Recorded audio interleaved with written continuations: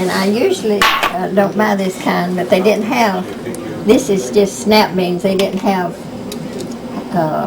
half runners or whole beans. So just cut the ends off.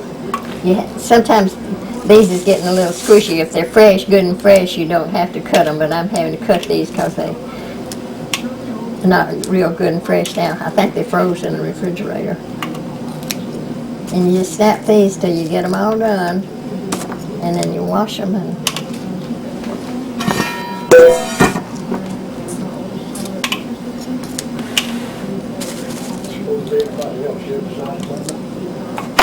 just break them up and whatever pieces you like.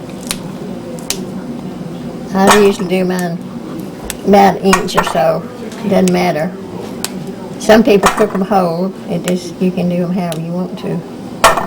Some people don't cook them very long, but I cook them for about 2.5 or 3 hours. I like beans cooked really a long time, and I put either fat back or bacon drippings. I usually just put bacon drippings in mine.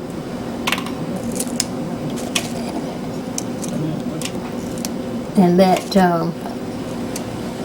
I like mine to just really cook good.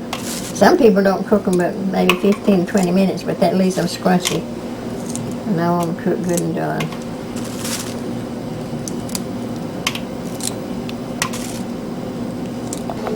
Okay, wash them good. And put them in a pot.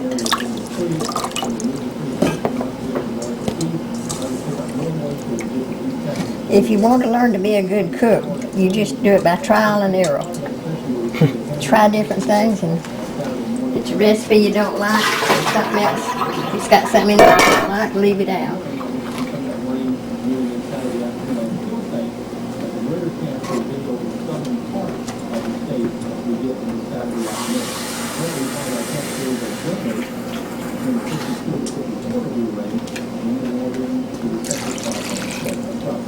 That's one. You put 2 cups, but it don't need 2 cups. Cup and a half. Cup and a half of water.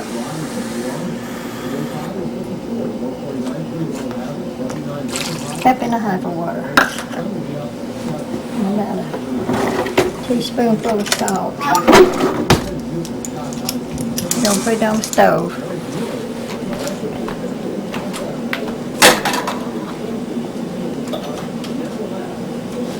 And add a teaspoonful of salt.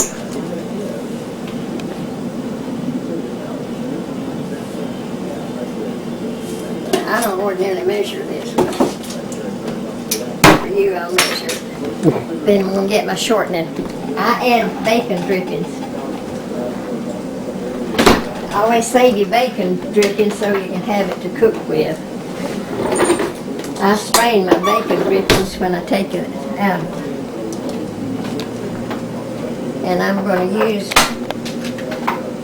about 2 tablespoonfuls of bacon drippings in that.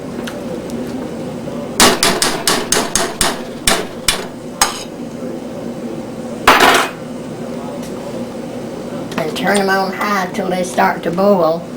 When they start to boil, turn them down. Where they just cook on like on simmer. And then I cook them about 3 hours, 2.5 or 3 hours. But leave them on high till they start to boil. When they start to boil, turn it down to, if it's electric stove, where it's got numbers on it, I turn it down to about a 3. So it's a little lower than a medium, I guess. And let them cook. That way you do. But if they get too dry, you can add more water. But I cook all the water out. I don't like juicy beans. I cook all the water out. And you don't pour it off. You cook it out, because if you poured it off, you'd pour out all your seasoning. So you just cook it till you get the water cooked out of them.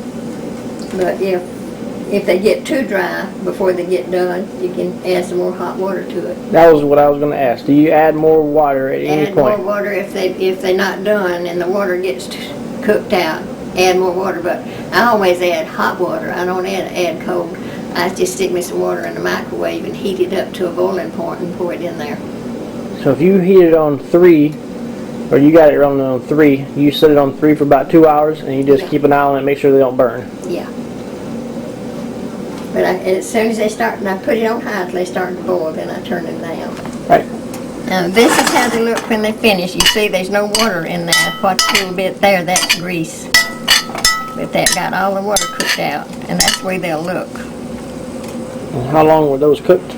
These were cooked about 3 hours. And beans, that fresh beans are better, but you can use frozen ones if you have to. Fresh beans are better when you can get them. These are high runners.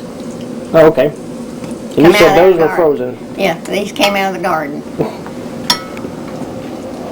These had been frozen in water. They was not just frozen in a bag. I froze them in a pot in water.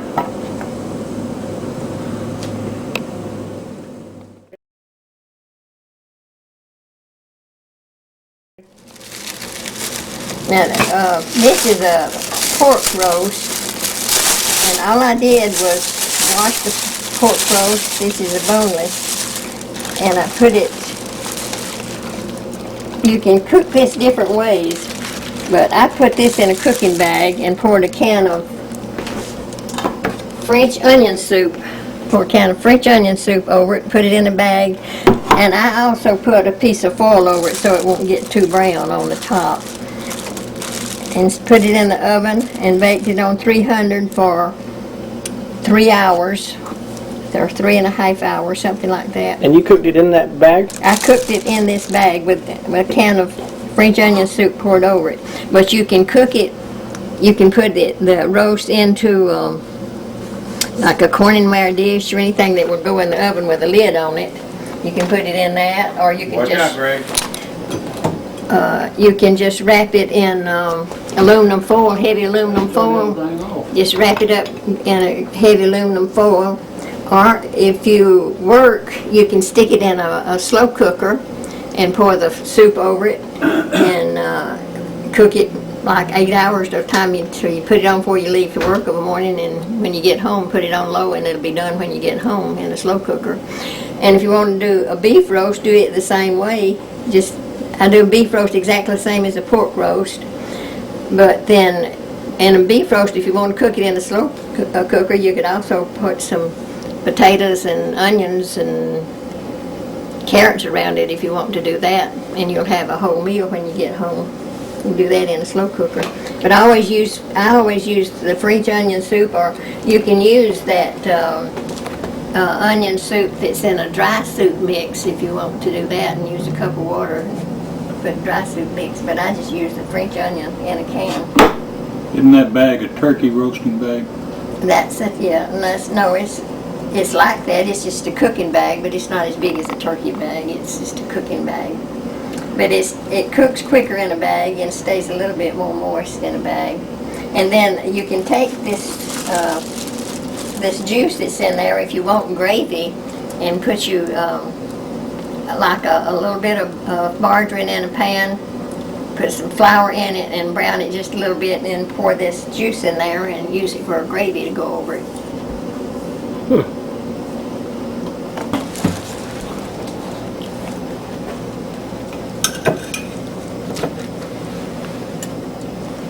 Hey, you want me to show you how to make the gravy?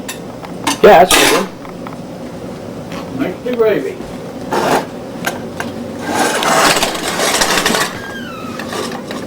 And burner pots. We'll just do some gravy to go with it. Roast was a 4-pound roast, a little bit over 4 pounds, and I cooked it on 300 degrees for 3 hours with a can of soup. Can of French onion soup poured over it. That's all I did to it. And a corningware dish with a lid on it and stick it in the oven, or you can wrap it in foil. I cooked that in a cooking bag, or you can cook it in a slow cooker, put it on in the morning and let it cook for like 8 hours. If you're doing this in recipes, they all have a lot of extra added stuff that I don't see any point in. I don't think it changes your taste all that much. And they just want to make it complicated. Cooking's really simple. It's just people make it complicated and it don't need to be.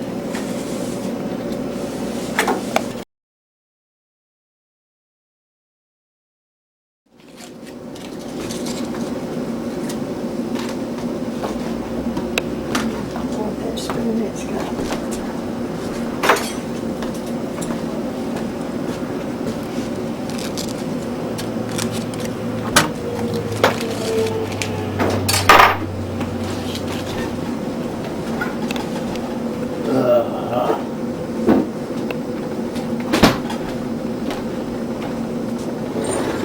When you're talking about the chicken and dumplings, I do the quick ones.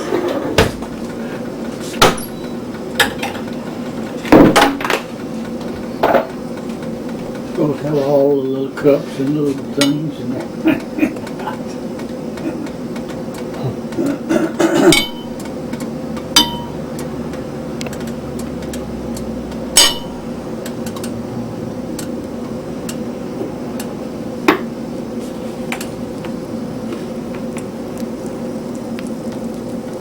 This process that we've, go ahead. Heaping tablespoon of flour. Plain pot? Yeah, just a self-rising, it don't matter what. Self-rising flour. See, this is the part of the process I wouldn't, even though she could say how to do it, until you see it done, doesn't always make sense. You ain't telling them how to do it. Well, I can see how to do it.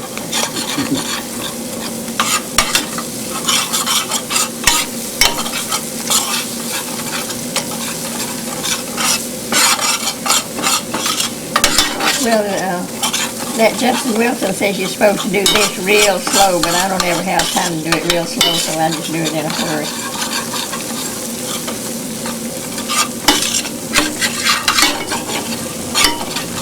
You just sort of brown this flour a little bit.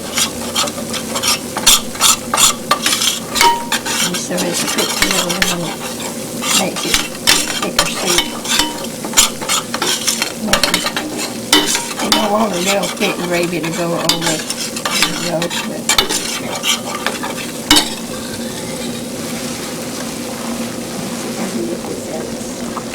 a bowl, so I can pour it. Stirring.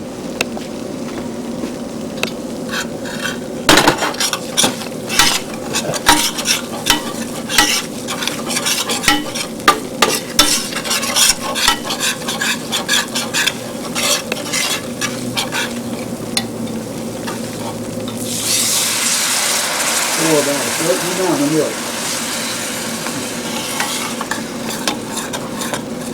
She hadn't added any milk, she's adding broth.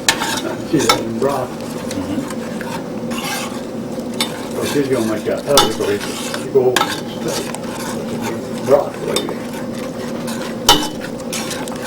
This is this onion gravy to go over that roast.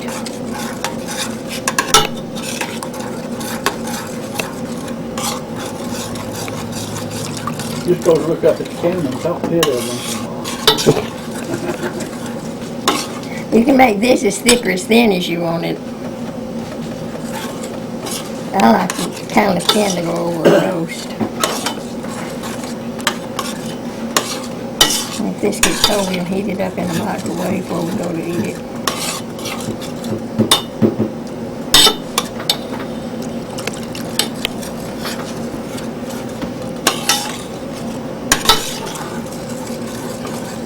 There was a technique there that, I don't know if you caught it, down in slow motion.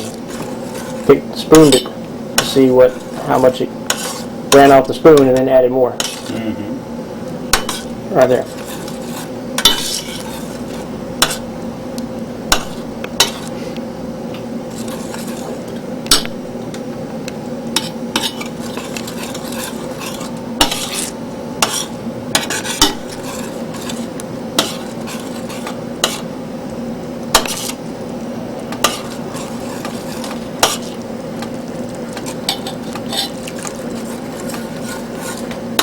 You just keep adding until you get it the thickness that you want it.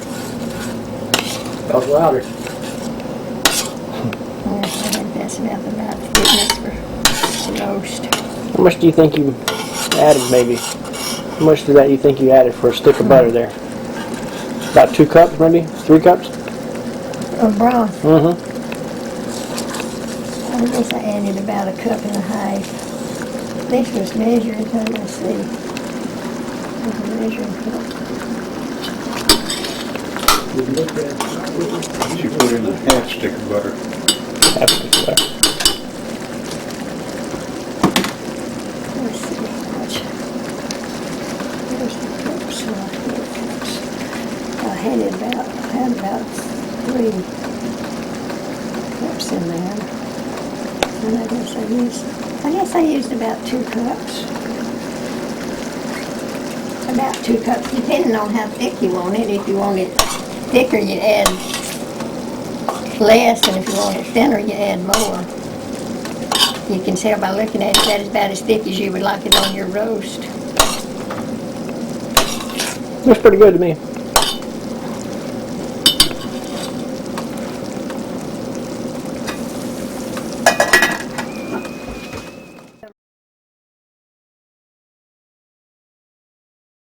Okay. No peeled potatoes to go with this meal. I don't think I'll cream these. I'm just going to cook them down. You can do parsley potatoes for people that like I love parsley potatoes, but everybody don't like parsley in them, so I won't put parsley in these. But I've got fresh parsley, and I chop fresh parsley and do it just like I'm going to do these, except I'm not going to put it in there tonight.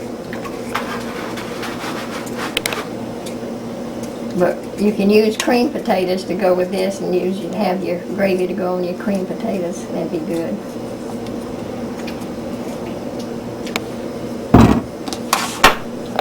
All right. Tell me now we're about to cook it where? Cookware. Iron cookware cooks better than anything for taste to me. You can tell the difference if it's cooked in an iron pot or iron skillet than if it's cooked in anything else. Cookware that non-stick, if you're frying, it won't absorb nearly as much grease though as like stainless steel. If you cook it in one that's like a Teflon lining, something you're frying, it won't absorb as much grease. Like if you're frying apple pies, if you cook it in one that's that non-stick, it won't absorb the grease like it does in one if you cook it in a stainless steel, which is healthier, I guess. I wouldn't have known that. I didn't know it to begin with, but I've just found that out by doing it. I had never read where it did that, but when I cook, I found it out that it does. It makes a difference.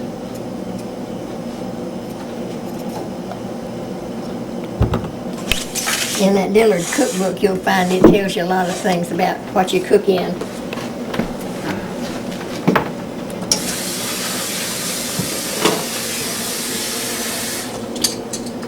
Wash your potatoes after you get them peeled, before you cut them up.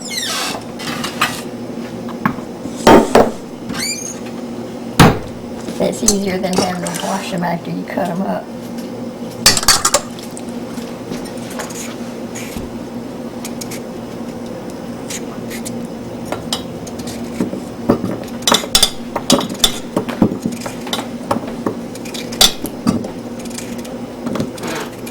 If you want to cream potatoes, if you cut them up in thinner slices, they'll cook quicker. And I'm not creaming these, but if you want them to cook real quick, just cut them in thinner slices and they'll cook real quick.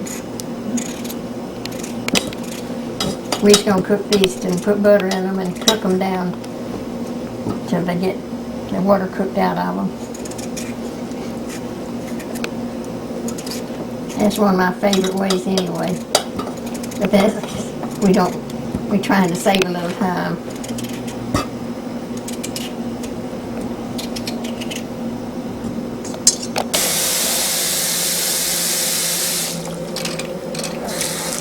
And just about cover the bowl, and then I put butter in it and salt.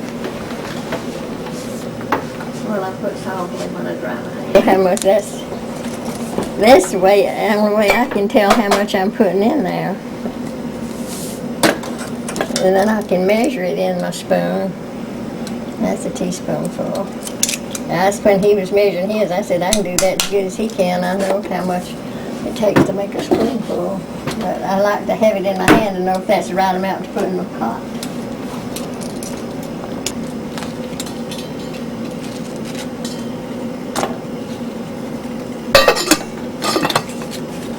Sealed and ready to go. Boiling. Let it down.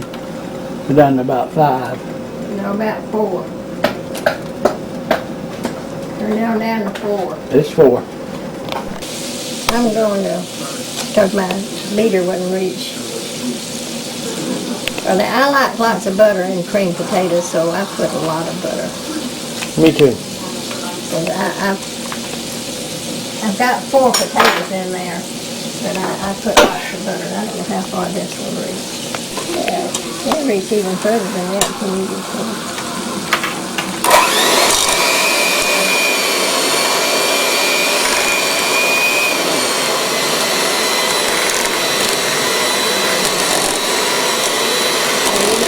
People that don't like much butter, you don't have to put that much butter. But I just like lots of butter. When I eat in a restaurant, I always add extra butter to my potatoes. Me too. I'll never put enough butter in it. We never have enough butter.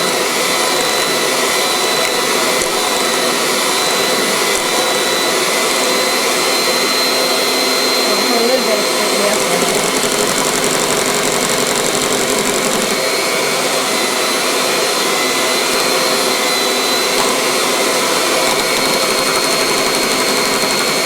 This is optional too, depending on how thick or how thin you want the potatoes.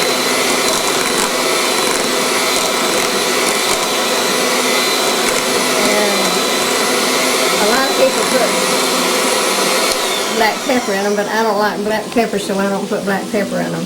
You have to add that afterwards if you want. Yeah, if everybody can add their own black pepper if they want black pepper.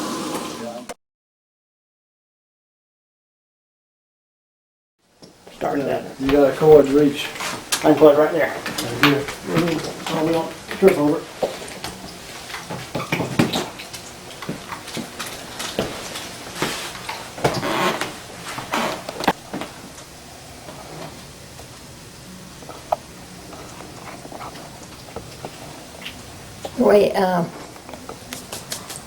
Adam was going to tell Kathy how to make biscuits once, and he was going to tell her how, and I said, well, what you going to tell her?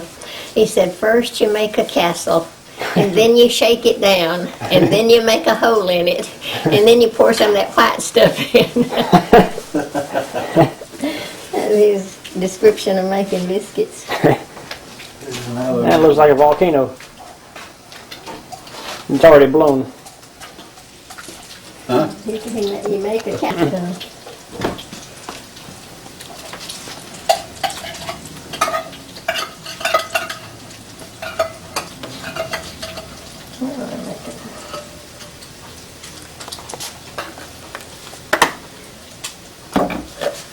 You can take that stew out of the refrigerator and put it in the microwave and let it be You're gonna throw getting this hot. salmon scraps away right now. That's all. That's a pinch of baking soda I put in. Okay? Because it don't have enough, when you're using buttermilk, if you don't put a little bit of soda in, it don't do right. And this is some of that white stuff Adam was going to put in.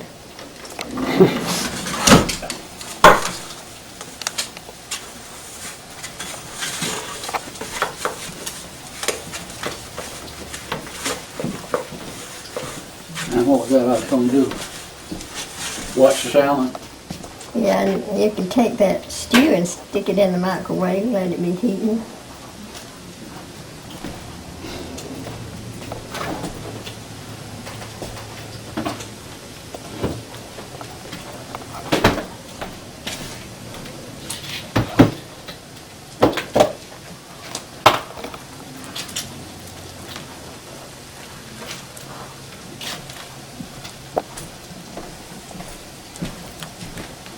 You just mash your Crisco up in there and that work your flour and Crisco together and that makes it come into a biscuit. Makes it come into a dough.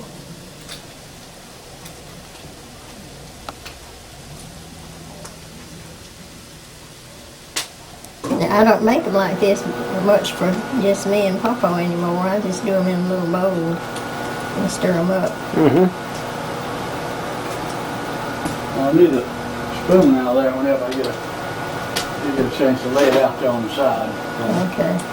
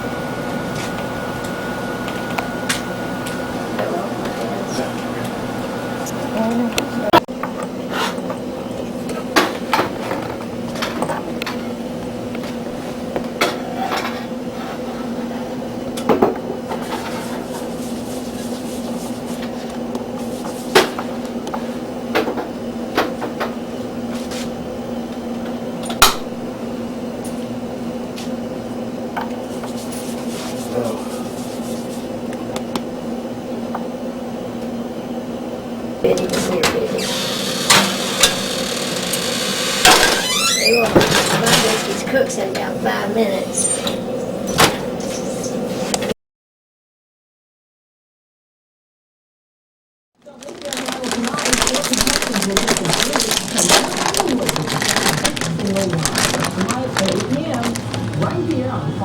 Had a hard time finding ripe bananas today. How a police officer investigating robberies may have betrayed the... Yes, that's that. Get my knife.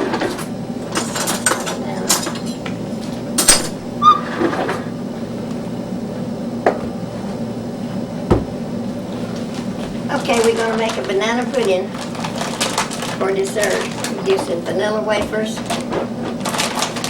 And you crumble them up into a dish. I just break them up. These are kind of stiff, but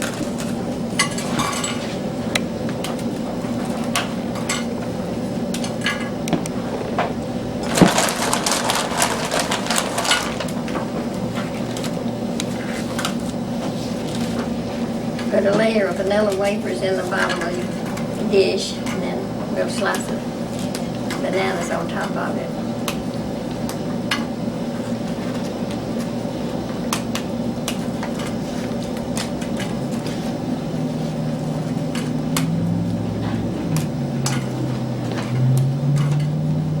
These are really crispy, they're not breaking up easy.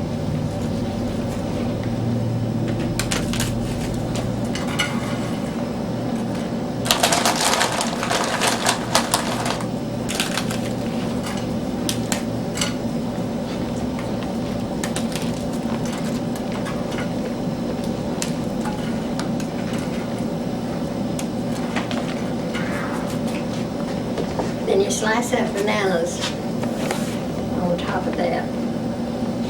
You keep adding layers till you get as many as you want. I slice my banana, you could slice it long ways I guess, but I just always done it this way.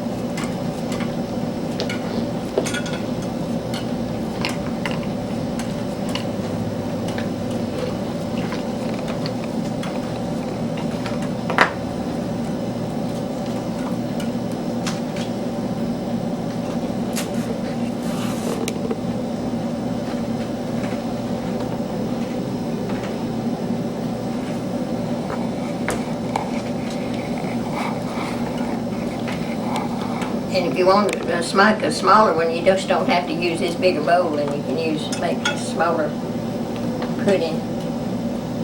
You don't have to make it this big.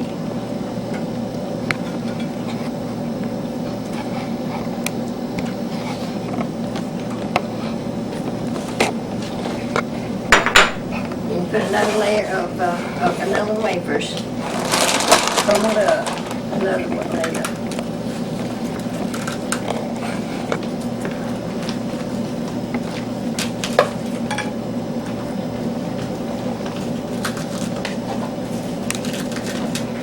lay these vanilla wafers down and roll a rolling pin over them and put them in a wax paper or something and roll with a rolling pin and break them up.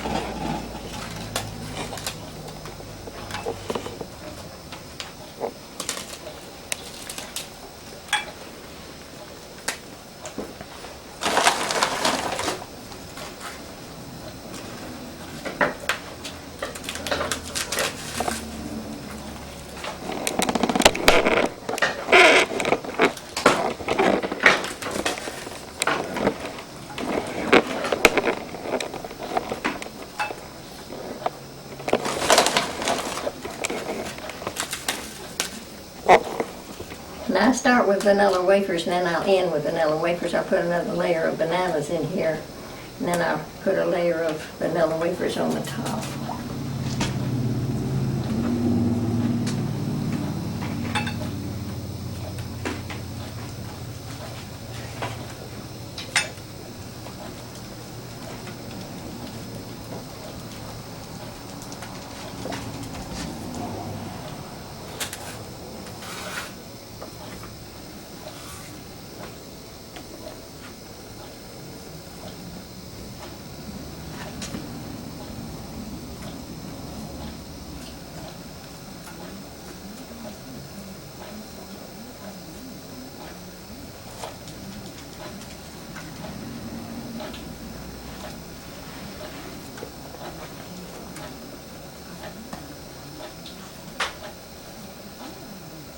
Don't keep talking all the time.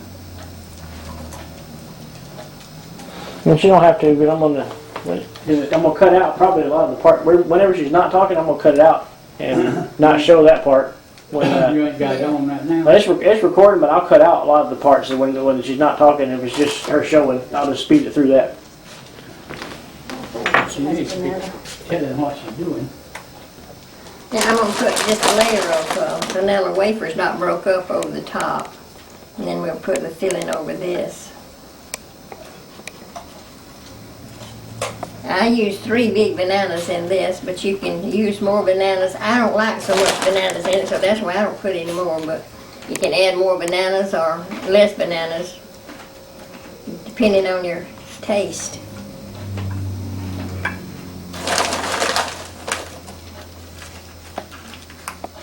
I like more bananas. I don't care for the bananas much.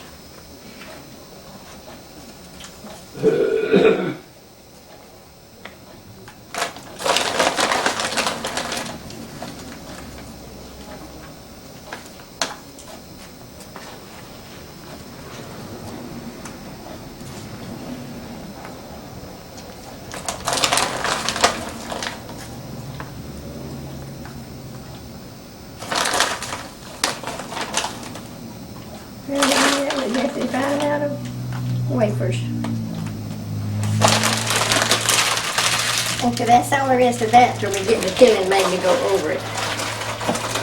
2 cups of sugar in this filling.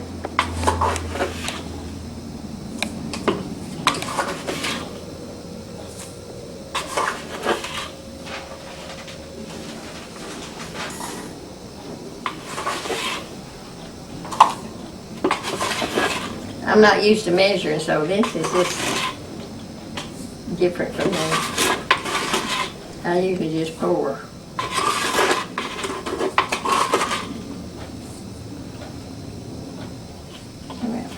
Dry sugar here. Okay, 2 cups of sugar. And 3 tablespoons of flour. 1, 2, 3, maybe not much. And stir that really good.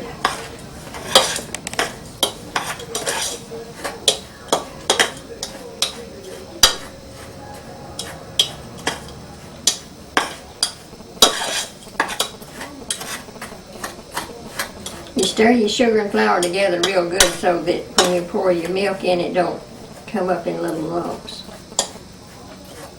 If you mix your sugar and flour real well, it'll, when you pour the milk in, it won't lump up.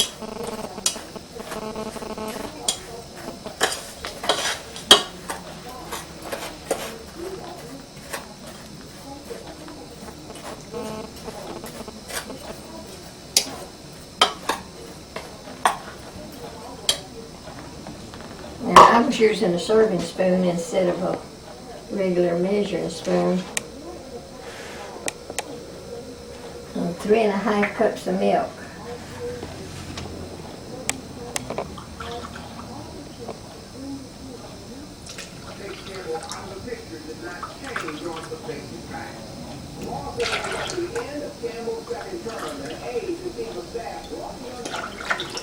Well, I'm just going to measure half in this one. That's 3½ cups of milk.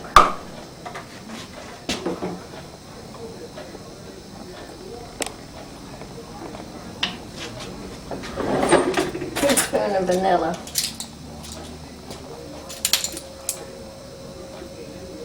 Doesn't matter if you use white or dark vanilla, it doesn't matter. I usually use dark, but it's I've got white.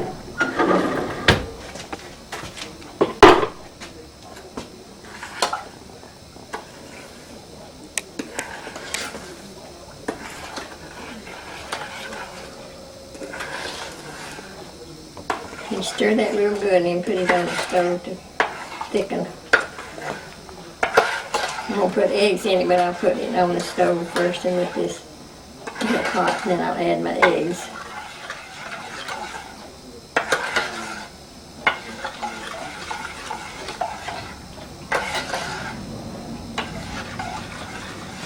I'm going to put it on the stove to let it thicken.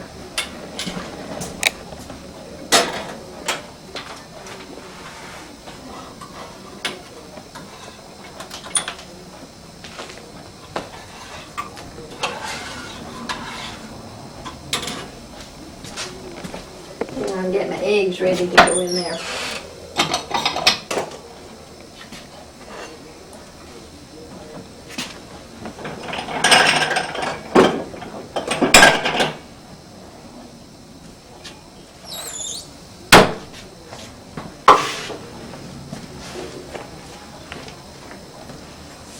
I always break eggs into a separate container because you might break into a bad one, or you might break a yellow and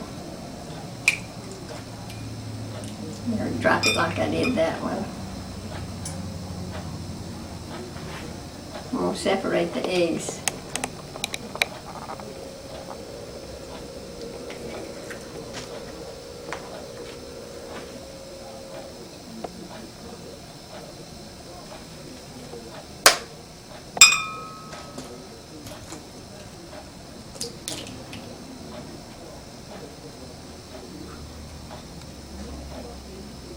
You can buy egg separators if you don't want to do it like this. Some people strain them. I see them on TV strain them through their hands, but I can't stand that. Some goose can do that.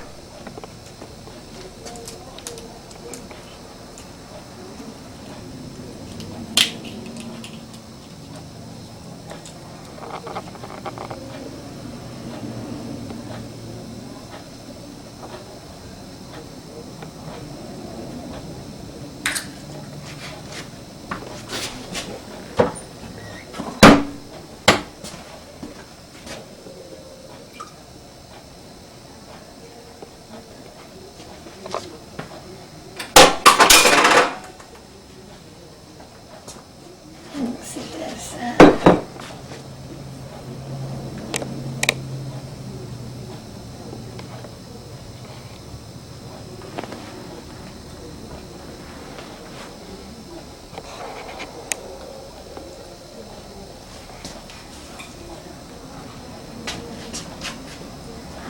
Do you use that part too? Well, Do you use that part? yeah, that's goes- what I'm going to put in that filling. All right. When this begins to get hot, I'm going to put this in there. I just separated the eggs.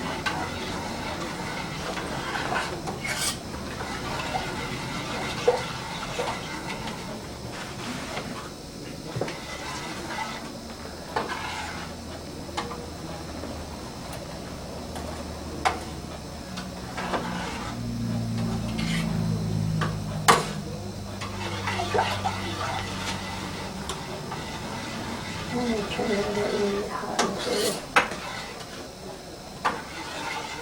And when this gets thick, I'll pour it over the pudding and I'll put the eggs in here. When this begins to get hot, I'll mix those eggs and put them in.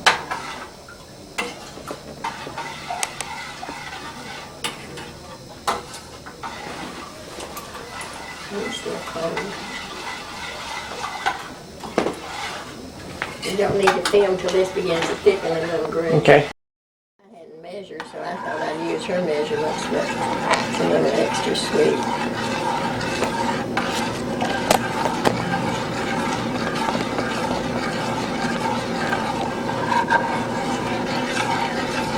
Where that button is?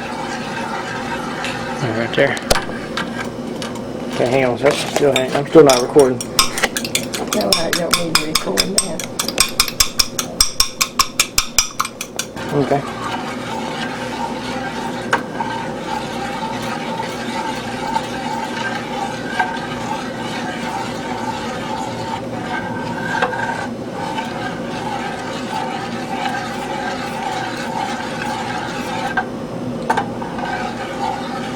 Greg, I was spot. Out and put in the egg mixture so it can make it pour.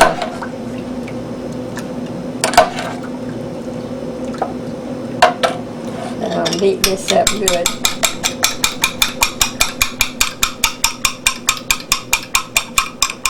Then we're going to pour all the egg mixture into the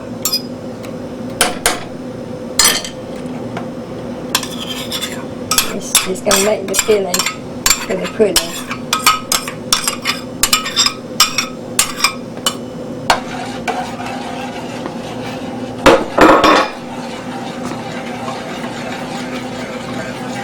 If you have your heat very high, you have to just about stir it continuously, because when it starts to thicken, it'll thicken in a hurry. Once it gets hot, it'll thicken in a hurry. You know, you could also thicken it with cornstarch if you're going to thicken it with cornstarch than flour. It has a little bit different taste, but not much. Some people thicken everything with cornstarch, and I just usually thicken everything with flour. When I make coconut pies and all that, I thicken with flour.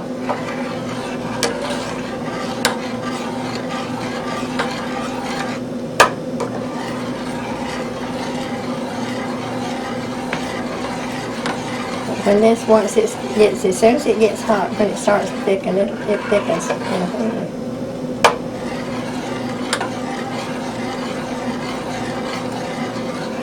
But if you don't stir it pretty much all the time, it will stick.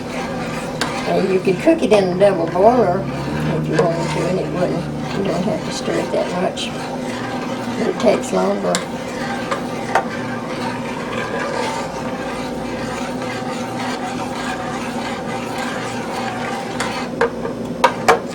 You can turn it on if you want to come thicken up more as it cools.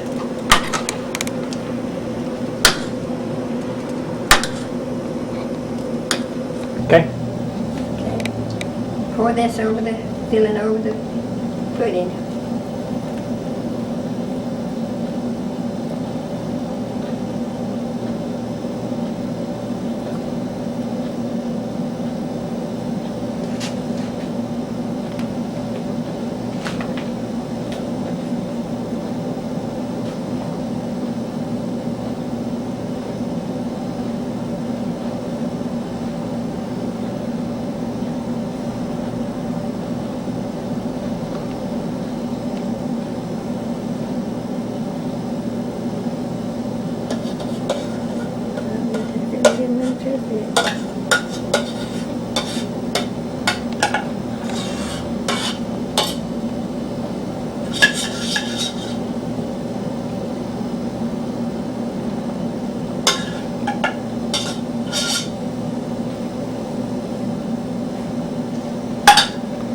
just put a dash of salt in that egg white.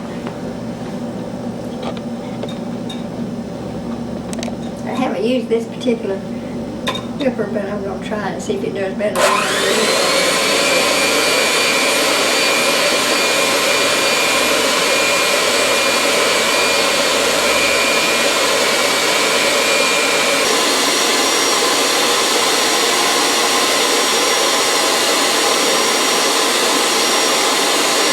Okay.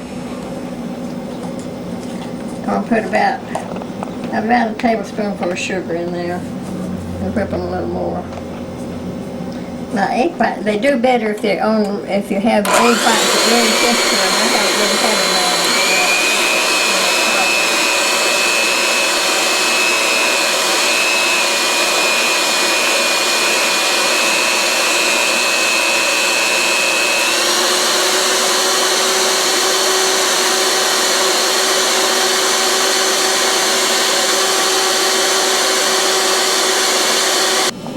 Spatula. Put this over this and let me turn the oven on so it'll get hot. I'll put it in the oven and brown that.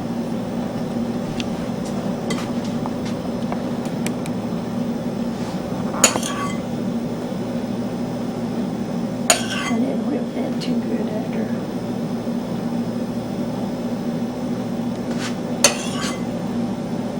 Re-oven and let the meringue brown.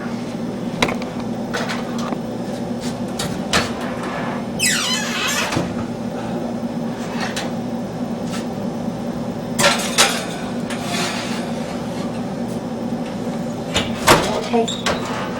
Yeah, that's ready.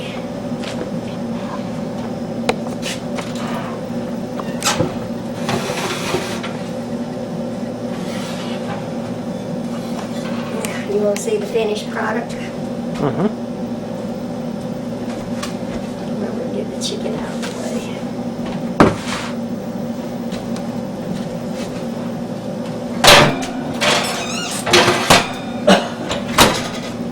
I'll leave that one.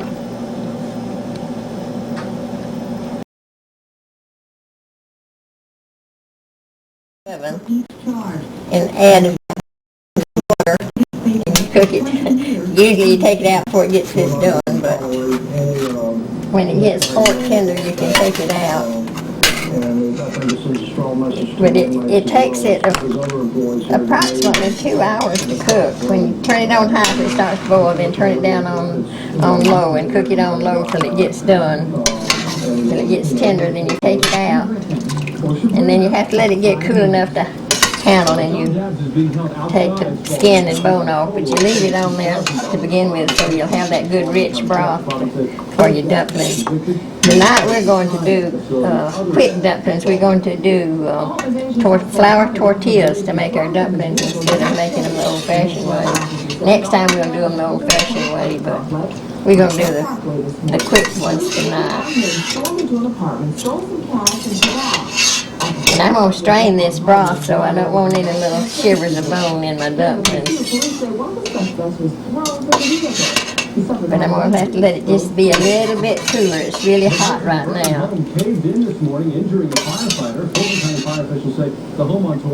And so you've got a lot of broth. You need a lot of broth to make your dumplings if you're going to make good. And this is good rich broth. But to this broth I'll add about a half a stick of margarine just to give it a little better flavor. So when you prepare the chicken, just take the chicken and wash it good inside and out. Put it in a big pot or what they call a Dutch oven. Add 10 cups of water. And I added 2 teaspoons of salt. And turn it on high and as soon as it starts to boil, turn it down on a low temperature until the chicken gets, well, you can cut the skin with a fork. It'll be tender when you get where you can cut the skin on the leg with a fork. That's all there is to cooking this one. how long did you say you cook it? You just Well, till it gets tender. I think I cooked this one about 2 hours. And this is how big? This one weighed a little over 5 pounds. Okay. We'll strain this broth so that there will not be any little pieces of bone or anything in the dumplings. You know, spring is just around the corner, so it's the perfect time to plan your next vacation. And this week's Cheap Area Thursday report, we've got some great deals this spring. And you throw it in that sink. Take the bones out of this and the skin out of this chicken. And I'm going to save the good skin to give to the dog. But he can't have the bad bones.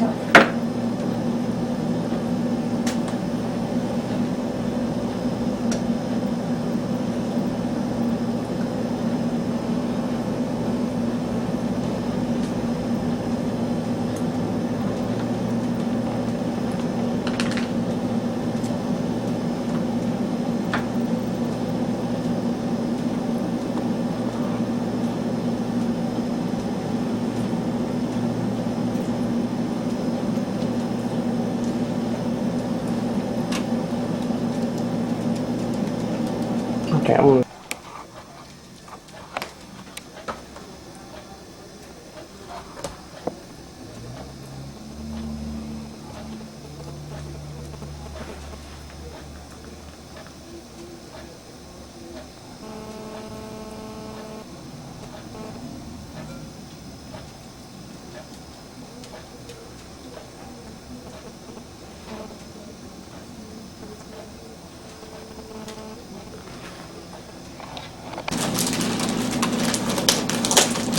And we're going to do the quick chicken and dumplings tonight. We'll do the old-fashioned way next time. Tonight we're going to do the easy way out. I'm still not tied up to tar, so I get tired before I get through, but it goes a long route, so. we're I like doing them the this way short too. We're doing the short way tonight.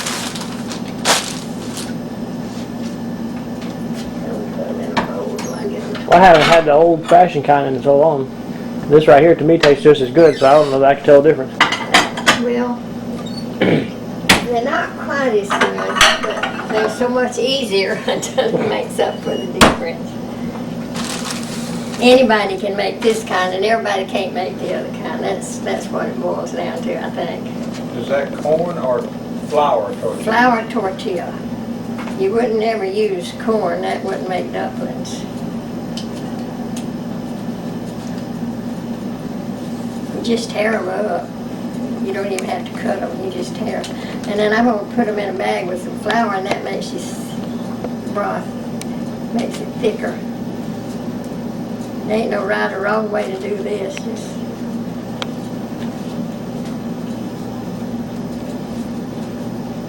then you're going to do it. Like wide ones or thin ones or whatever, I just rip them up any which way. Because I'm going to put them in that bag and put some flour in there and stir them up so they'll make this thicker soup, more like if you had made them up from scratch. Nan, is Brenda coming? As far as I know, yes.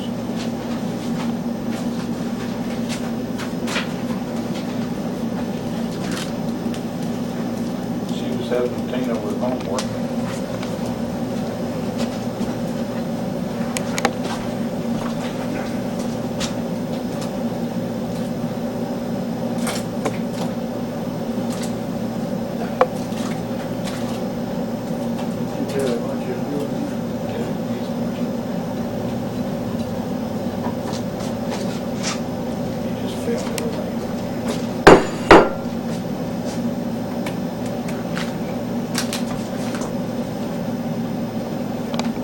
I don't ever do it. If you're short on broth, you can add a little canned broth if you've got regular broth, and then just add a little bit of canned broth into it.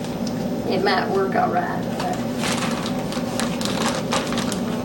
I noticed in one of my recipes, I think Dan said use canned broth, but it don't work. That's the way I copied it down when you wrote it down. No, I didn't ever write it down to use canned broth. You read that out of somebody else's recipe, not mine. It wasn't your recipe. It wasn't mine.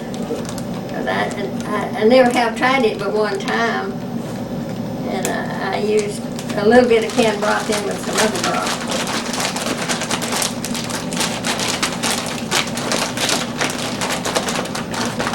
I know we were doing shake and bake, Why? like a shake and bake. Yeah. I just add a little flour in them because it makes them,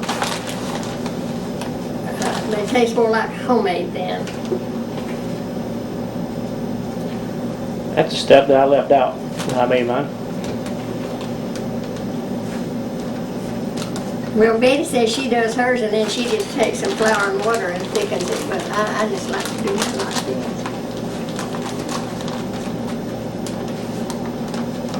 Oh, I can't get my spoons.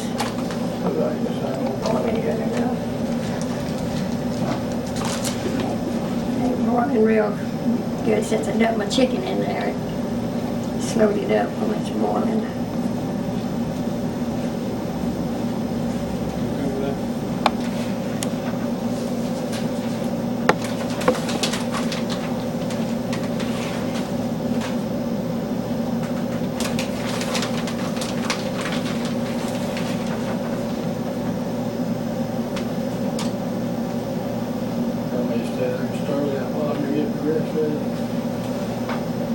Huh? You want me to come stir that while he's getting that up?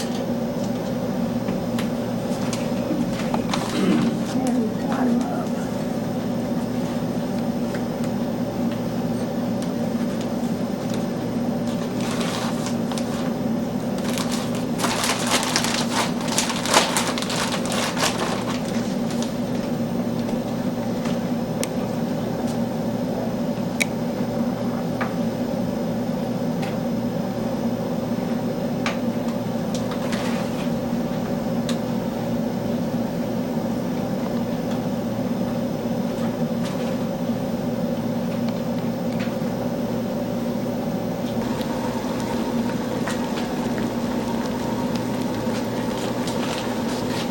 Black pepper in here.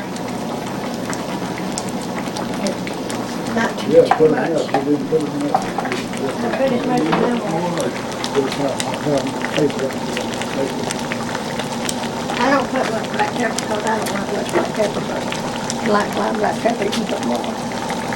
I'm pouring sweet milk in there. I didn't measure, so About that much. yeah, just about that much. Yep. Well, it really doesn't matter. If you want lots of juice, pour more milk. If you don't want as much juice, don't pour much milk. And if you don't have enough and it's thicker than you want, you can always add more. Now let that boil. As soon as that comes to a boil, it'll be ready. As soon as you Check get bread. okay.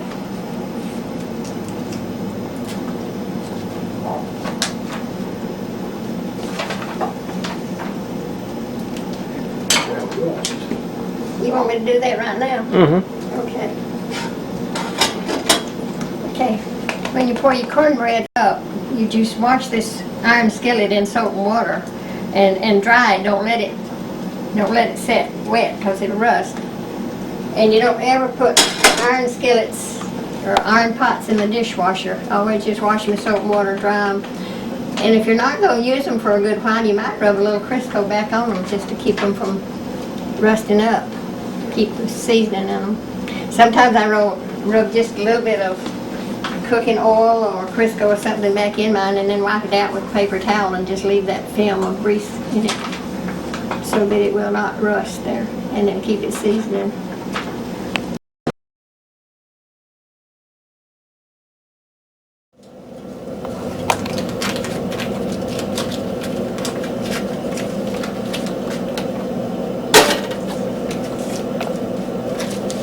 I didn't know that. Didn't know you used a whole stick. Well, depends on how much gravy you want to make. If you just want to make a little, you just use a little butter. If you want to make more, you use more butter. Depends on how much you want to make. And maybe be making too much gravy.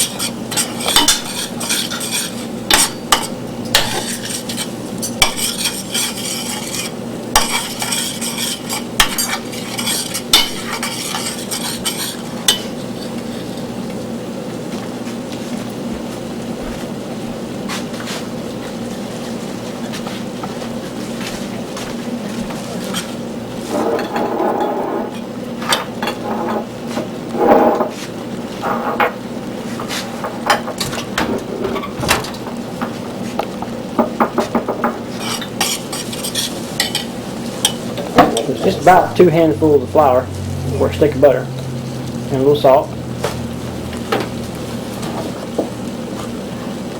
This will make a big bowl for the gravy now. That's a lot of gravy.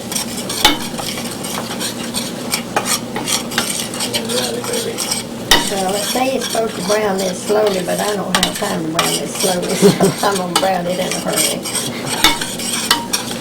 This is fast gravy. Yeah, this is fast gravy tonight. That's great. So I'm gonna turn that up, make it brown in a big hurry so the biscuits will, okay?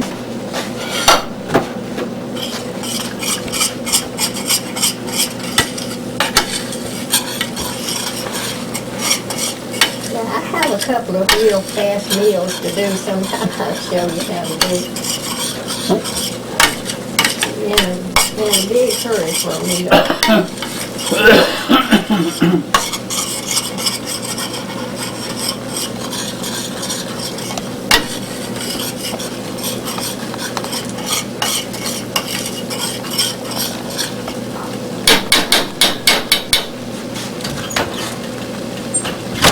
It's beginning to brown.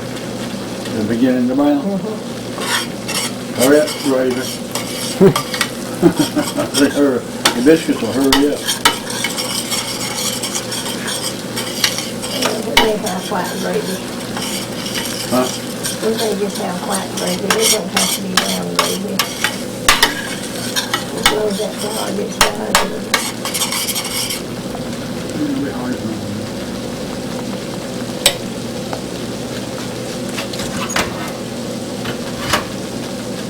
They get ready, you can just set them on this side here and I'll take them dumplings. They're almost ready.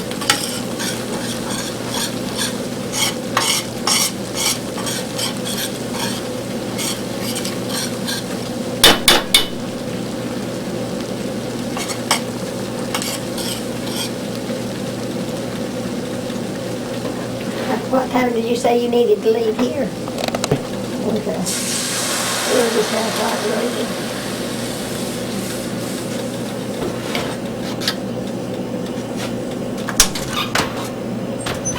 Quite. Ain't quite, you know.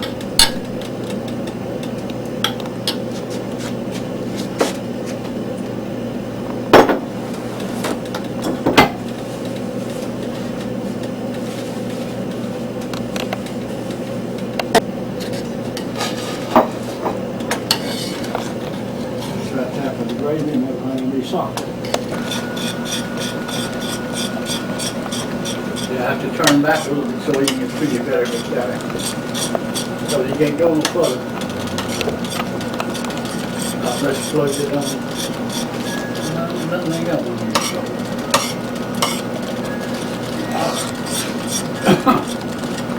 I could plug it in that one in the breakfast room if I had to. I like white gravy anyway. Yeah, I do too. This is Abernathy gravy. Hmm? This is Abernathy gravy. Abernathy gravy.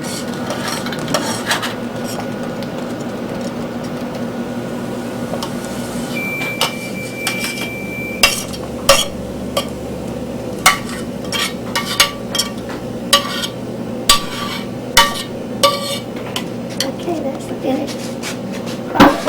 Okay. There's Abernathy white gravy. Teresa, we called it Abernathy gravy. My aunt, she was an Abernathy before she married my uncle. And she always made white, every one of them in that family always made white gravy. And it was good. It was,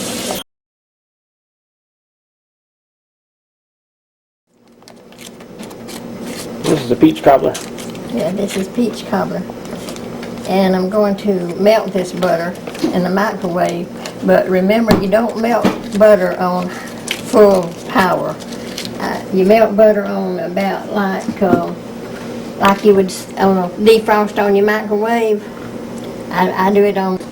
Let me see what I got. I don't make this very often. A stick of margarine, a cup of milk, a cup of self-rising flour, and a cup of sugar.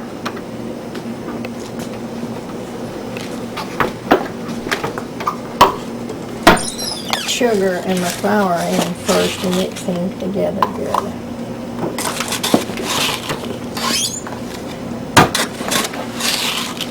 Your sugar's lumpy.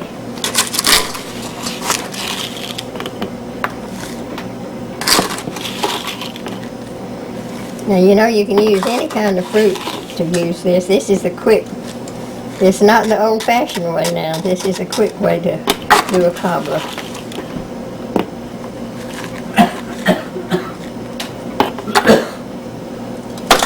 Cup of sugar.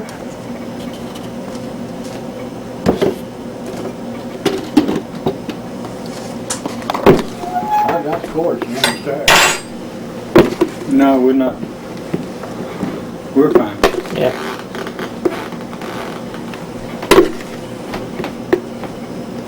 I got 10 or 12 downstairs. They got big ends to them.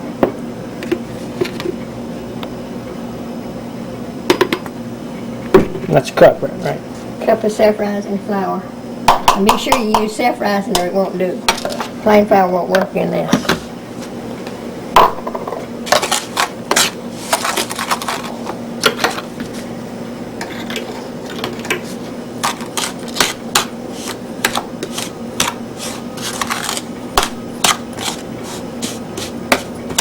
You have to mix this together real good or it'll mess up. Mix your sugar and flour together real good.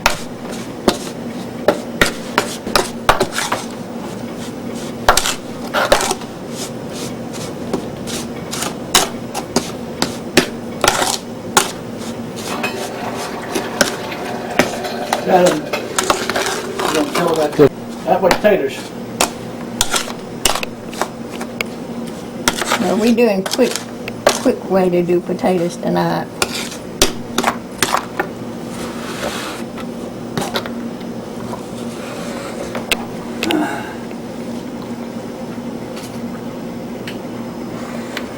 Cup of milk.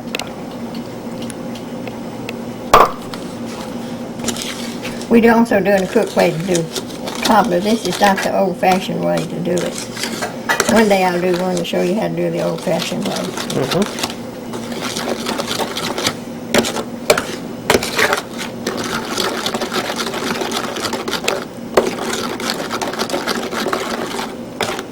Just stir this up real good.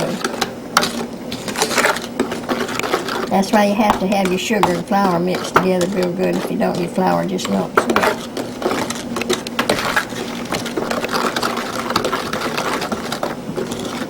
I guess you could use a mixer and beat this and it would stir it a little easier.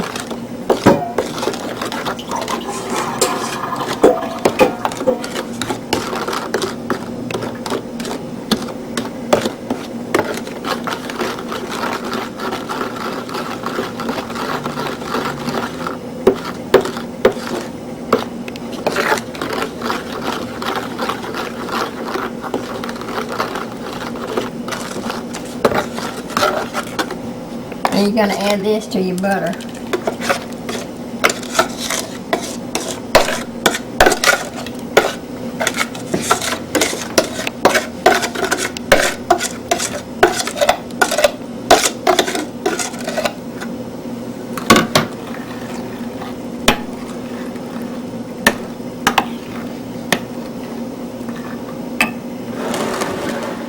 And we're going to 4 cups of peaches.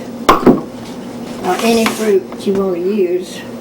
And you can use canned peaches, frozen peaches, or fresh peaches. This is frozen, and I put them in a pot and thaw them out. And I wanted to taste them and see how sweet they are. And they're not as sweet as I like mine. You sweeten them to taste, really. I don't know how much sugar I put in there, but I just sweeten them to taste. But I like my pies sweet.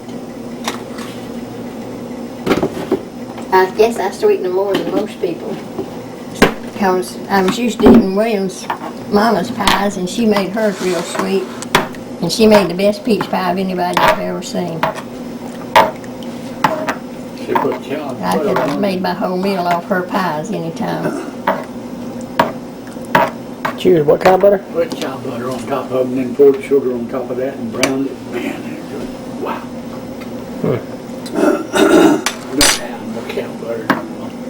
I guess that's sweet enough. So you cooked those with some, did you add water to them or did you just throw them on the, Well, these was frozen though. I just cooked them a little and put sugar in them. But you can use canned ones, or you can use fresh ones. It don't matter. You use four cups. If you don't stir these, I can put them in.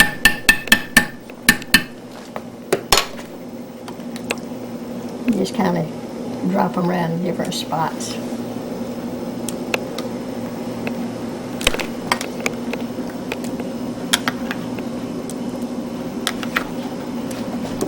I'll do that, my favorite recipe, I think, is chocolate delight.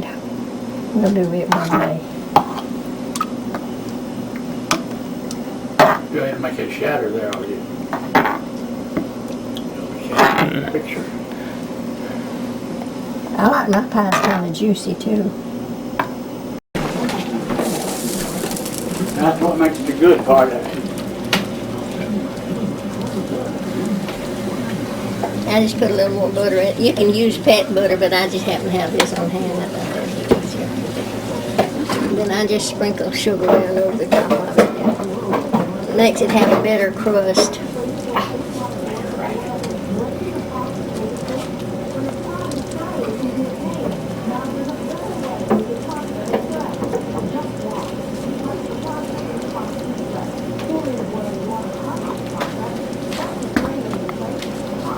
It don't matter just how much you sprinkle. I just sprinkle some that makes the crust a little bit crispier.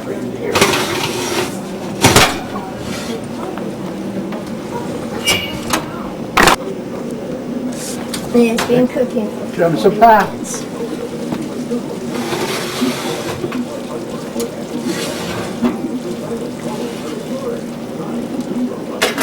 I'll set it there now.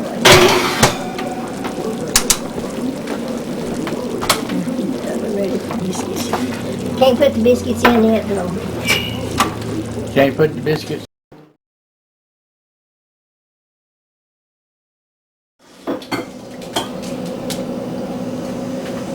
And I'm weird about my salmon. I take all this skin off and black stuff out and the seed, the little bones out. I take all of it.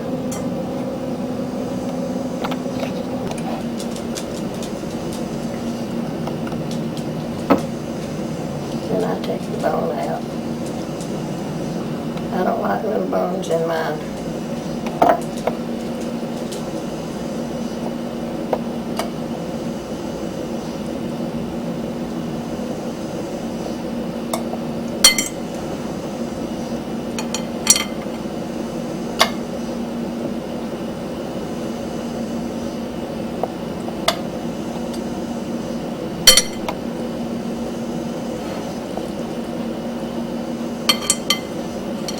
that's just all those little bitty round ones? Yeah, all the little backbones.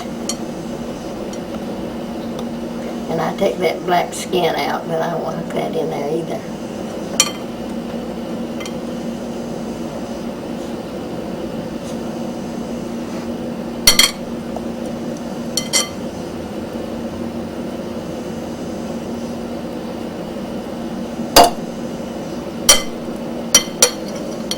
I can't stand to eat that. I guess it's all right. People that ordinarily eat it, but I don't. I think I've scraped it out of mine when I've made it. Papa likes those little bones in there. That's where the calcium is, but I can't stand them. I cannot stand to get one of them in my mouth.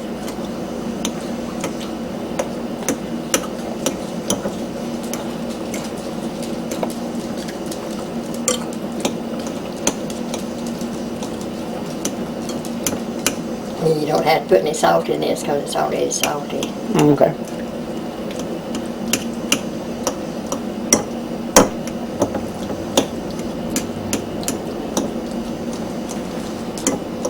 I could have did it over on the other side because that's where I'm going to go now.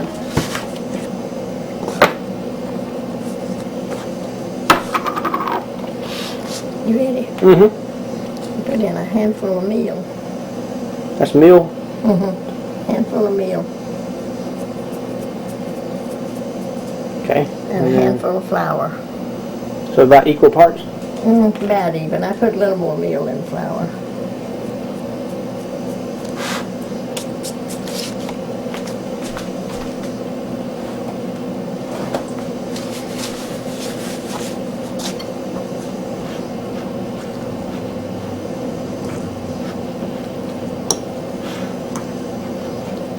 I stir it up, and then if I hadn't got enough, I'd add a little more. I mean, if I hadn't got, if it's not dry enough, I might. It's got to be pretty dry. Kinda, so it would stick together. Now, some people put an egg in. I think your mom might. I don't know. Some people put egg in them, but I don't put egg in them. I guess if you wanted to go further, if you had a big crowd, you put an egg in there, because it's not going to change the taste of it that much. It just makes more of it. Makes it stick together too.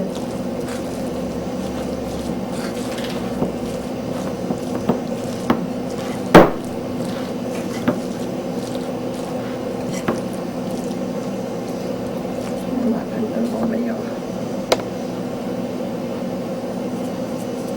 And that was meal you're putting in there. That's meal.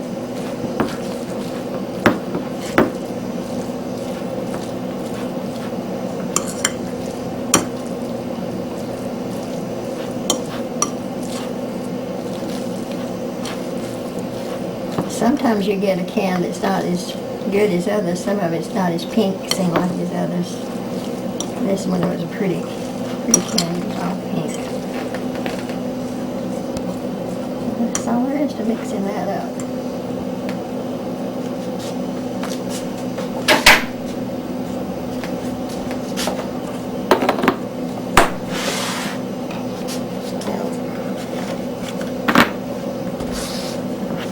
All right. This is cooking oil. What's the? I'm using pure Mazola Okay. corn oil. Pure corn oil. Pure Mazola. And what's the heat? How much you gonna heat it up to? I much you just gonna heat the poured, I stove? don't know how much. Well, how much you gonna heat the stove up to? How Oh, hot you gonna make the stove? I'm going to heat it to about medium heat. We're on 500, on number 5, that's medium. That's halfway of the thing.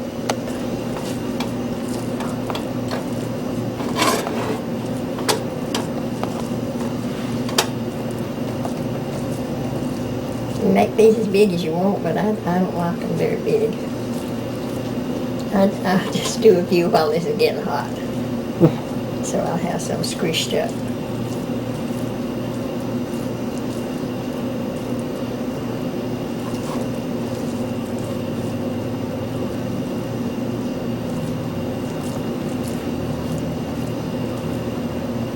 Takes that grease a while to get hot. I should have already started. We can stop this for a minute. Pick up when we get ready to cook them.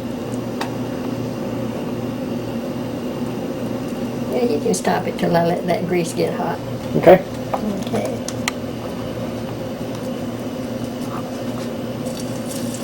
Yeah, it's hot.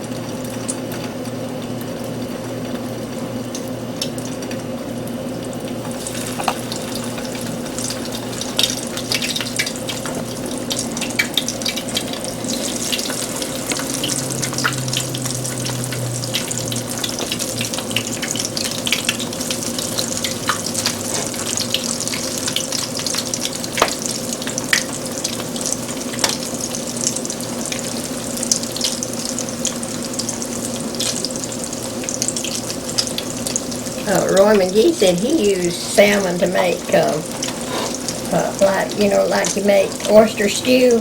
Mm-hmm. He said he used salmon and make it just like he was making oyster stew, and he said it was better than oyster stew. I never tried it because I don't like oyster stew, but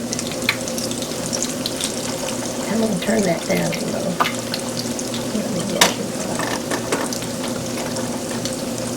But I like just plain old, especially in the summertime when I've got good fresh vegetables.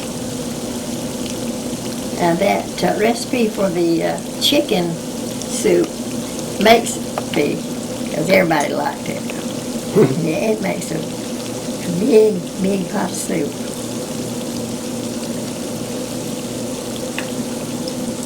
I gave it to Dan. I guess he may have put it on his computer. Sure he I did. don't know if I wrote it in. I think I put it in your cookbook. I'm not sure.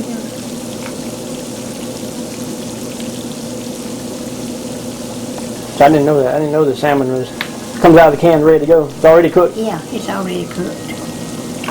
If you want to eat it like that, a lot of people like it like that. But I don't think I like it cold though. I want it cooked up. Might like it in a tuna salad. yeah, Tuna sandwich. I had never made it into a salad. I made tuna salad, and I like salmon better than tuna, so I think I might like salmon better in a salad than I would tuna.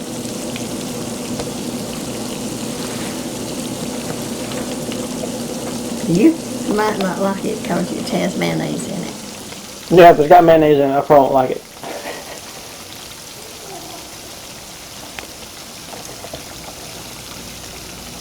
That's something that sounds like a child. But I heard that too.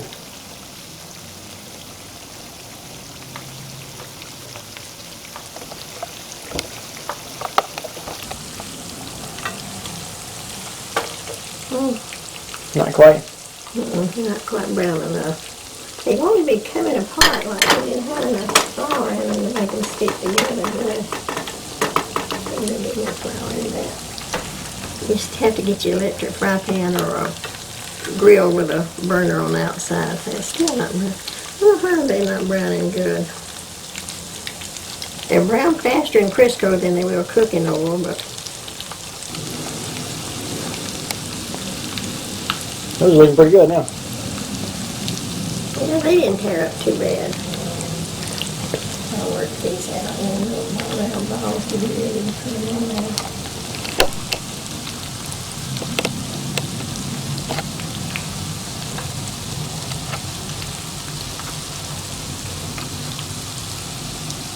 Together. This is getting the salmon off your hands. You put salt on your hands. You just wet your hands, sprinkle salt in them, rub them together, and mix them in cold water. And get the scent off.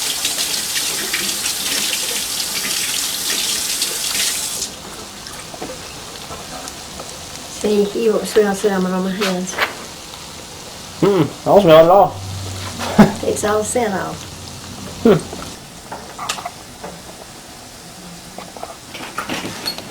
Salmon. Yep. There they are.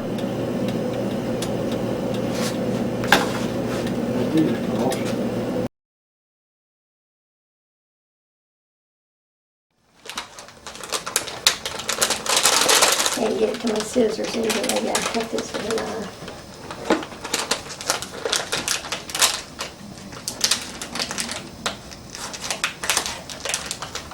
I cut this with scissors, but I can't get to them.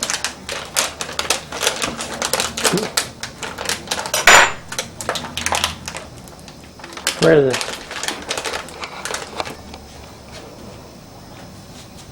And then I'll get the baking soda over here. Okay.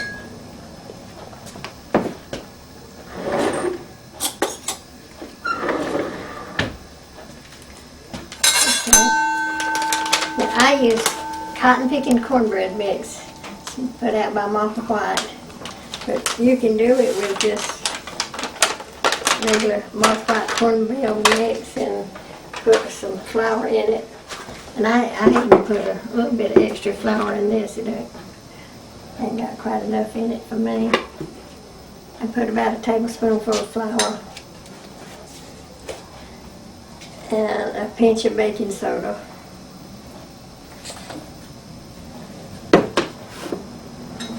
It's not the way it says on the package to cook it, but I don't cook it like that package says, because it wouldn't be good.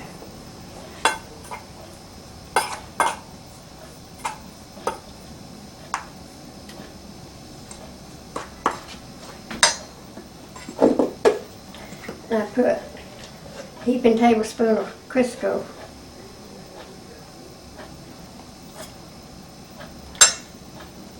And then I grease my fry pan with Crisco. And I grease mine real good.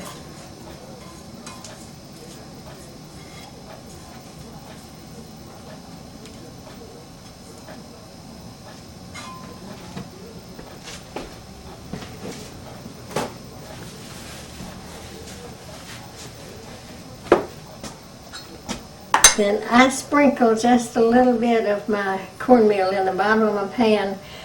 It keeps it from sticking, but if it don't stick, it also makes it have a little bit nicer crust on the bottom, a little bit browner crust on the bottom if you sprinkle just a little bit of cornmeal in your fry pan where you're gonna cook it. And some people puts it in a hot fry pan, but I don't put mine in a hot fry pan. I use 1 egg.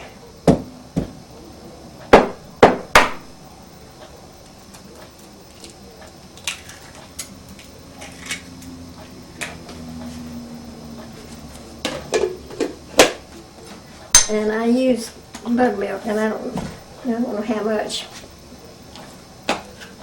I just pour buttermilk until it gets as thick as I want it. If I don't, I stir it up, and then if it's, I usually have to add a little more buttermilk to it.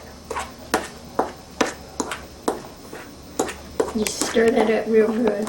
And then when you get it beat up a little bit, you whip it up where you whip air into it, makes it lighter, makes lighter cornbread.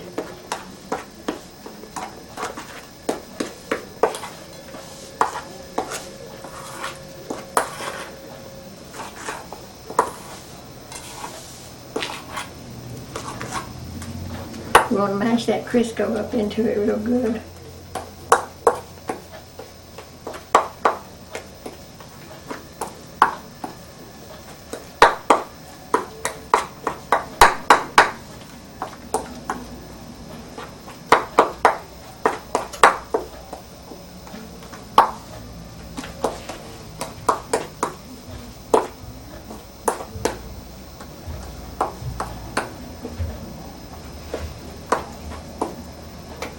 You see my batter's still a little bit stiff.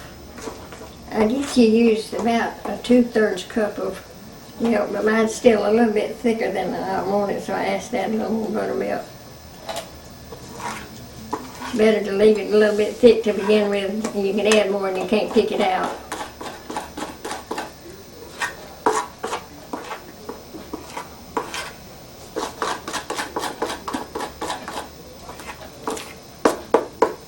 I whip mine like cake batter like this. That way it makes it lighter. If you this is whipping air into it, and it'll make a lighter cornbread.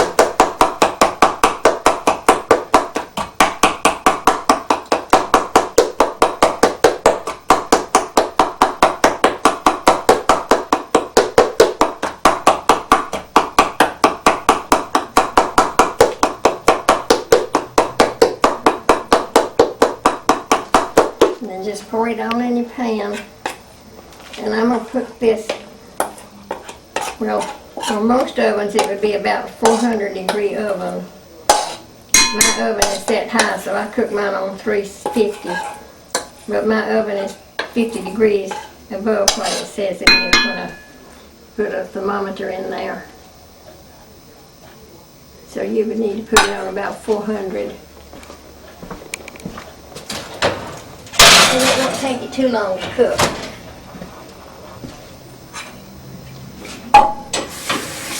We want to eat it, you know. That don't come tonight. I guess a wee bit well.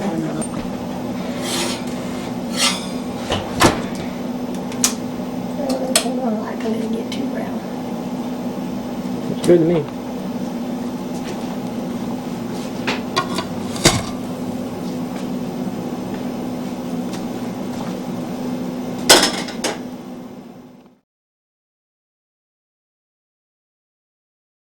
In the fry pan, and I just pour in some because you want it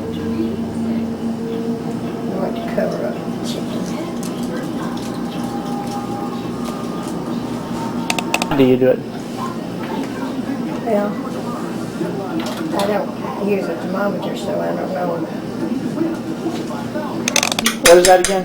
Milk and egg. If you've got like canned cream, you can put that with egg and dip it in that. But this is, if you dip it in this, chicken that's got a skin on it will hold enough flour. You don't have to do this, but when it don't have no skin on it, if you don't do this, it won't hold much. We're just gonna put it down here so you can see egg and milk mixture. Then we go roll it in the flour.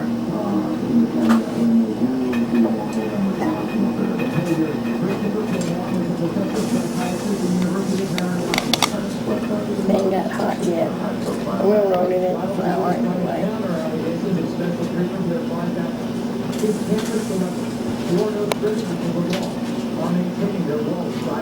You just coat it good with flour. I turned it down.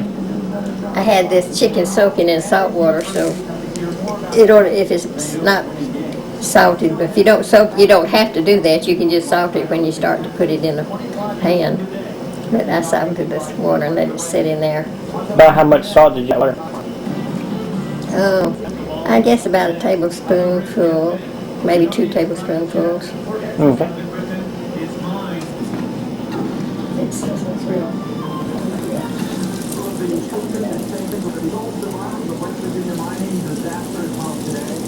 You don't want to get it too hot so that it don't get brown and not cook.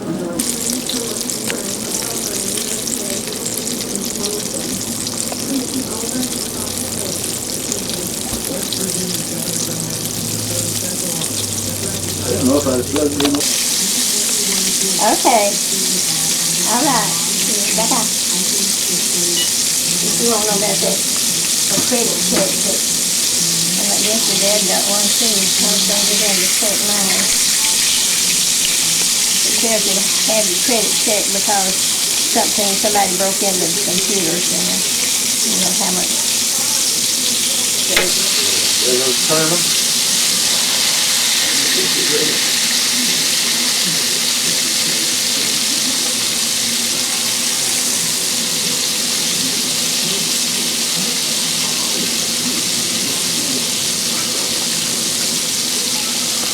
It's depending on what kind of model it is. Yeah, I have to put it in here.